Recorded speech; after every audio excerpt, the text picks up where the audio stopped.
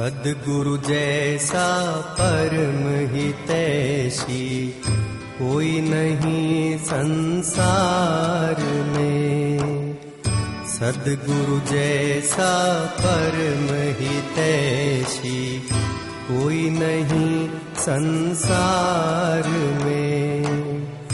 गुरु चरणों में पूर्ण समर्पण कर हो जा भव पार रे।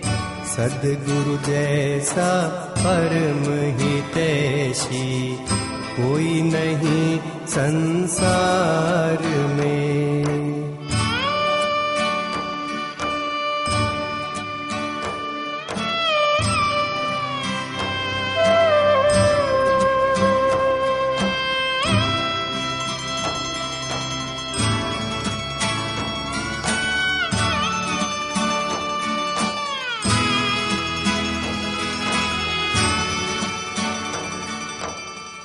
लख 84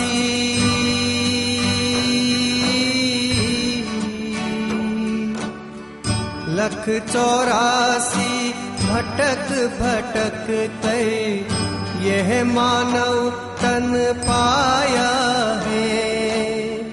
काम क्रोध मद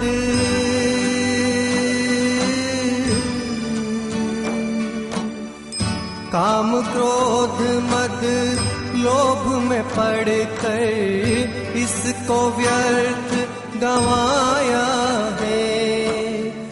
कर सत्संग